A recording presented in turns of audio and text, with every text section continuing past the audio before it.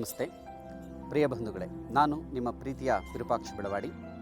ತಾವೆಲ್ಲರೂ ಬಹಳ ದಿನಗಳಿಂದ ಕಾಯ್ತಾ ಇದ್ದಂಥ ಯೋಗಕ್ಷೇಮ ಯೋಗ ಸಾಧನಾ ಧಾಮದ ಉದ್ಘಾಟನಾ ಕಾರ್ಯಕ್ರಮ ಈಗ ಹತ್ತಿರದಲ್ಲಿದೆ. ಇದೇ ಜನವರಿ 25ನೇ ತಾರೀಕು ರಥಸಪ್ತಮಿಯ ದಿನ ಸೂರ್ಯ ದೇವಸ್ಥಾನ, ಗೋಶಾಲೆ ಮತ್ತು ಸಾಧನಾಧಾಮ ಲೋಕಾರ್ಪಣೆಗೊಳ್ಳುತ್ತಿದೆ. ಈ ಕಾರ್ಯಕ್ರಮದ ಉದ್ಘಾಟನೆಗೋಸ್ಕರ ಮೈಸೂರಿನ ಮಹಾರಾಜರಾದಂಥ ಯದುವೀರ ಕೃಷ್ಣರಾಜ ಒಡೆಯರ್ ಆಗಮಿಸ್ತಿದ್ದಾರೆ. ಹಾಗೆ ಇದರ ಅಧ್ಯಕ್ಷತೆಯನ್ನು ಡಾಕ್ಟರ್ BT ರುದ್ರೇಶ್, ಖ್ಯಾತ ಹೋಮಿಯೋಪತಿ ತಜ್ಞರು ಆಗಮಿಸ್ತಿದ್ದಾರೆ. ಹಾಗೆಯೇ ರಂಗಕರ್ಮಿ ಪ್ರಕಾಶ್ ಬೆಳವಾಡಿಯವರು ಆಗಮಿಸ್ತಿದ್ದಾರೆ. ಖ್ಯಾತ ಚಲನಚಿತ್ರ ನಟ ಶಶಿಕುಮಾರ್ ಅವರು ಬರ್ತಿದ್ದಾರೆ. ಹಾಗೆ ಸ್ಥಳೀಯ ಶಾಸಕರಾದಂಥ ತಮ್ಮಯ್ಯವರು, ಹಾಗೆಯೇ MLC ಆದಂಥ CT ರವಿಯವರು, ಹಾಗೆಯೇ ಕೋಟ ಶ್ರೀನಿವಾಸ ಪೂಜಾರಿ ಇಲ್ಲಿಯ MP ಅವರು ಕೂಡ ಆಗಮಿಸ್ತಿದ್ದಾರೆ.